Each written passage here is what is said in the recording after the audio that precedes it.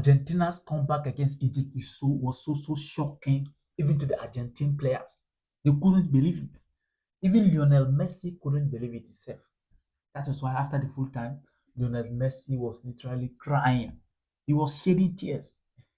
Was it tears of joy? He was just shocked because he can't believe it. Within 10 minutes, Argentina managed to score 3 goals against Egypt.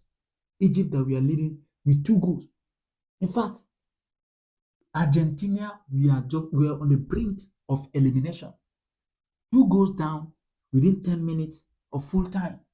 They managed to score 3 goals. That was incredible. Incredible from the Argentine players. They keep on believing. They keep on believing. And it is one thing, you having one of the greatest players in your team, you will keep on believing that things will change. Things will change. They just needed 1 goal to change the conditioning of the match. And that came from Coutinho Romero, a wonderful cross in from Lionel Messi.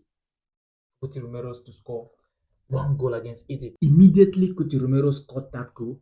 Argentina believe this is their moment. They believe this is their time to change the conditioning of the match.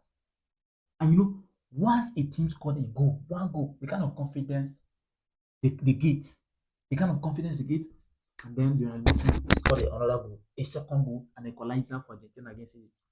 That dealt with the Egyptians so hard. Them scoring 2 goals with just 10 minutes to go, and 2-2. Everything changed. Everything changed. Lionel Messi changed the game for Argentina. A goal and assist. 2-2. So the Egyptians were so terrified. And why the Argentine a lot of confidence in them. I couldn't even believe how Argentina managed to score another goal. Within the space of how many minutes? I was thinking maybe the game can go to one extra time and possibly penalties. But the Argentine shocked the Egyptians. They shocked everyone. They even shocked themselves. They shocked themselves.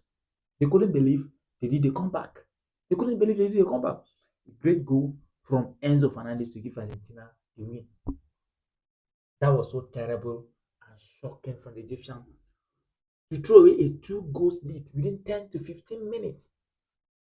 Within 10 to 15 minutes, they threw away a 2 goals lead, and that is all down to them. Even though the referee is kind of unfair to them, but it is their own responsibility to protect a 2 goals lead for just 10 minutes. For just 10 minutes. But the referee was so terrible in this game.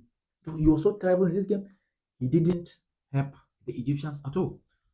The goal that was ruled out for Egypt, the second goal they scored that was ruled out for a foul on Lisandro Martinez, that should have been a goal.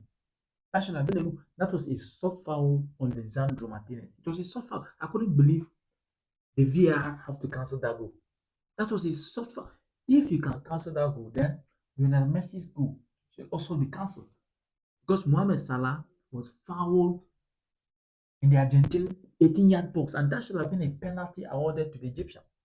Should have been a penalty awarded. I don't know how the VAR managed not to give a penalty to the Egyptians and awarded Lionel Messi's goal.